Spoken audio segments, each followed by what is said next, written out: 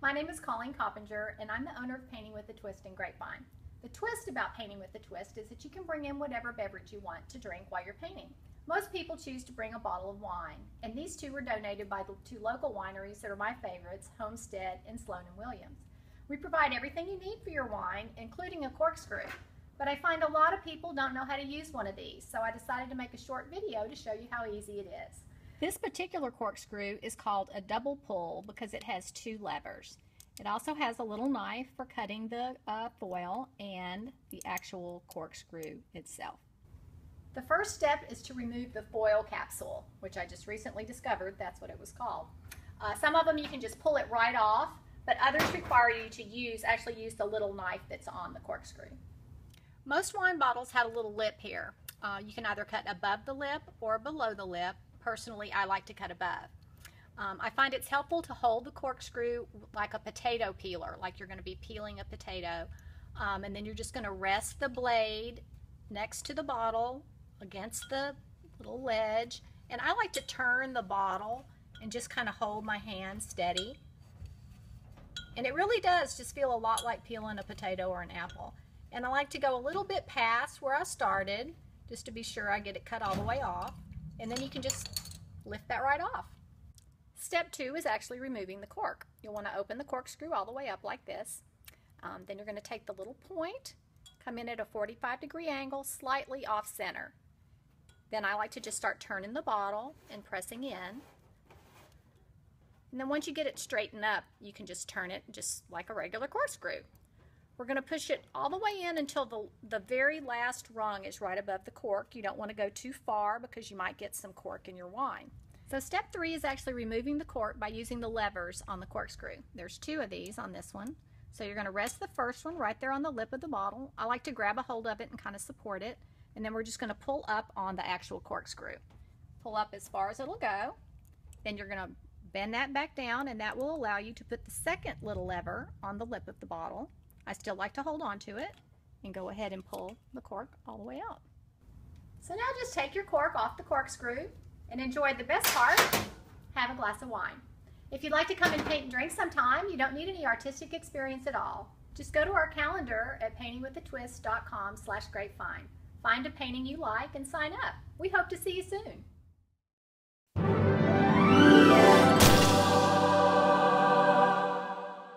Hi, I'm Patrick Cappiello, wine director at Gilt Restaurants.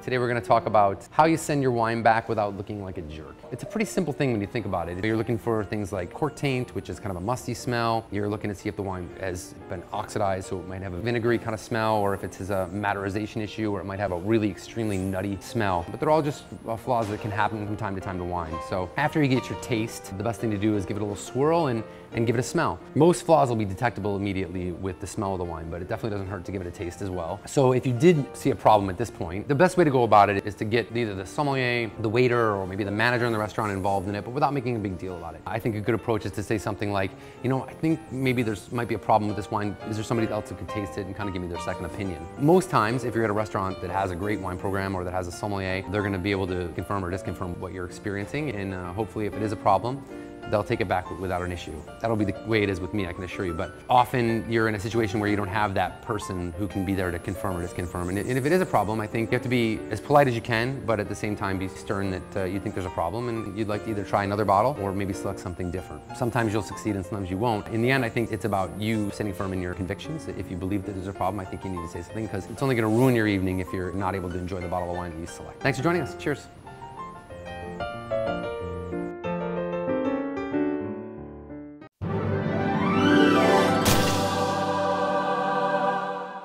Hi, I'm Patrick Cappiello, wine director at Gilt Restaurant. We're in the cellar of Gilt's $1 million wine collection. We're going to talk today about how you properly store your wine, whether it's long-term, short-term, and whether you have the ability to store a lot of wine or a little wine. I think the most important thing when it comes to storing wine is temperature, and it's something that doesn't always come to the forefront of people's minds. I feel like I often go to friends' apartments and they have their little wood wine rack that it seems to be sitting right next to their oven, which never makes any sense to me because you couldn't find a hotter place in your apartment if you tried. Ideally, storing your wine under 60 degrees, 58, 56 is ideal. For short-term storage, I think not having it go over 70 is the most important, but I'm talking short-term, like you're gonna drink it within a week or two. You wouldn't want it to get over 70. I always tell people who don't have the luxury of having a giant wine cellar like this to use your regular refrigerator for red and white wines. I think that if you're going to be holding on a wine for more than a few weeks, it's a special bottle, maybe you want to have it on a special occasion, you don't want to leave it out because you're going to jeopardize the integrity of the wine in the long run by keeping it too warm. So a refrigerator will work. Nowadays they're making a lot of smaller bottle wine fridges that can hold a couple dozen wines that you can keep in your apartment. If you own a home, in the basement of the home always tends to be the best place because it stays cool down there. It's moist too, which is probably the second important thing after temperature is moisture. And the reason why moisture is important is it keeps your corks fresh. Basically, when a cork dries out, it needs some sort of moisture. And if it's not in the environment that the wine's being kept, it's going to pull it from the only other place it can, which is from the wine, which is going to potentially bring oxygen into the wine and oxidize the wine. So thanks for joining us. I'm Patrick. Cheers.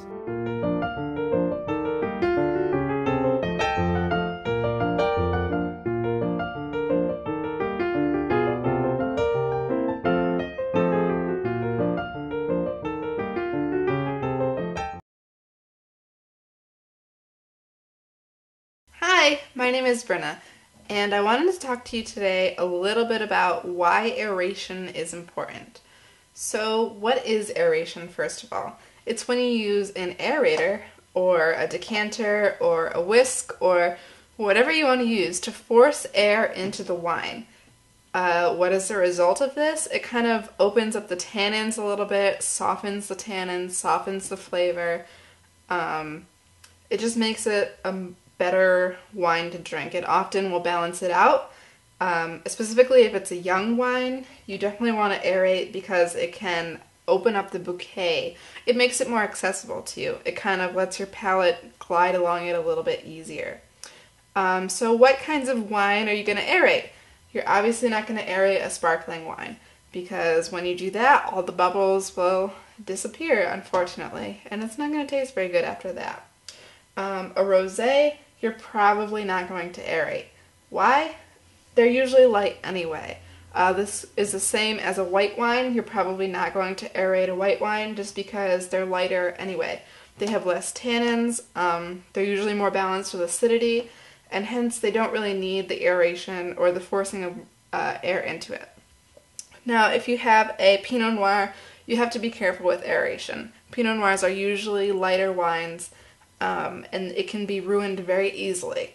You want to make sure that you're choosing a wine that not only isn't meant to be drank in a few years, but you want to make sure that your wine selection is on point for aeration.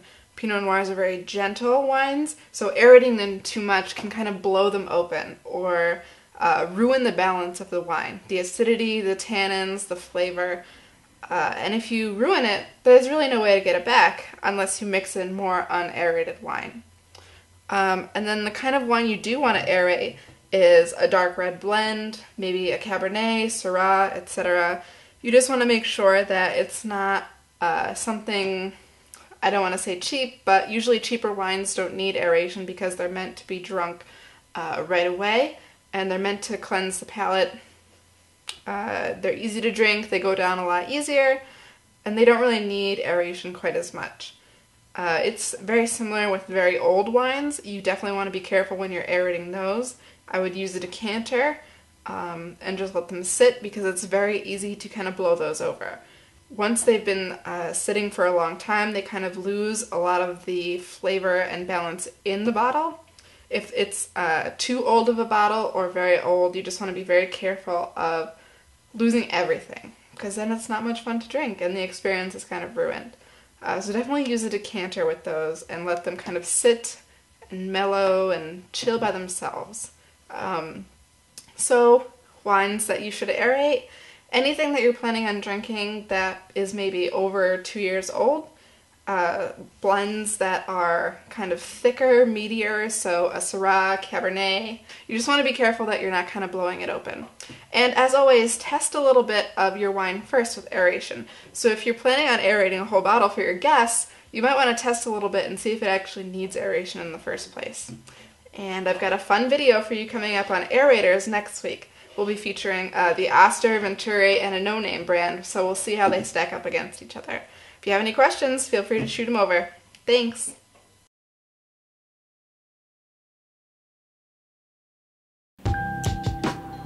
Decanters. Hold on. Why would you use a decanter? Well, wine is in a bottle and it's really tight in there. You see there's barely any room.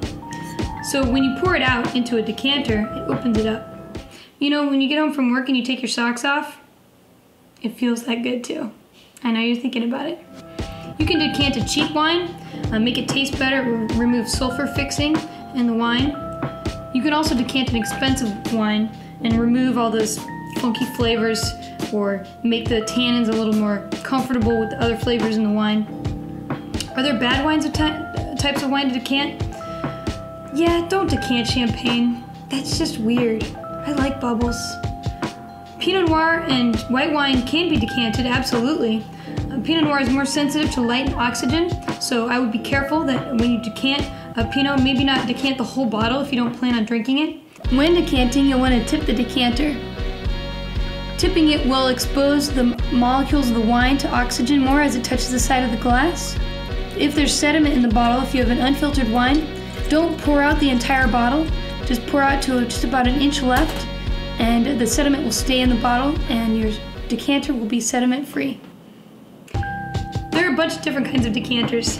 This one I got at World Market for $15 and it's the most practical decanter that I own. I use it the most because it's easy to clean. Cleaning decanters is a pain in the ass.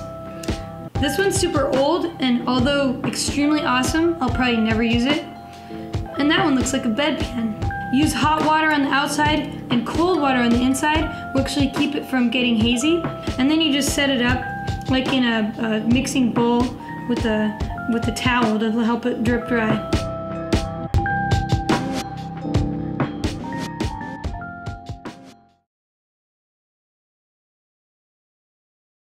Hi, I'm Lee Satterfield with Lee's Wine Bar, and we are here today to kick off the 10th annual Florida Wine Festival held at the Mary Brogan Museum.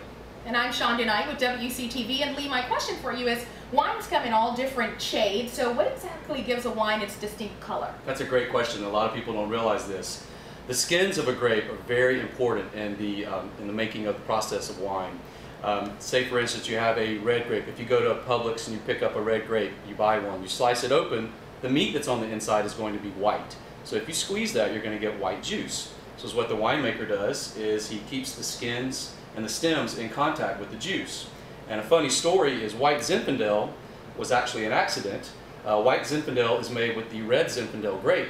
And back in the early 70s, Sutter Home actually was the one that created that, and it was a mistake in the warehouse. They separated the skins too soon, and they were left with all this pink juice. Interesting. So that's how White Zinfandel was created. So the guy made a fortune out of a mistake. So the skins of a grape are very, very important. They're very, very crucial to the winemaking process. All right, great. Now we know, and we want you to join us for the Florida Wine Festival at the Brogan Museum. For tickets, log on to thefloridawinefestival.com. Cheers. Cheers.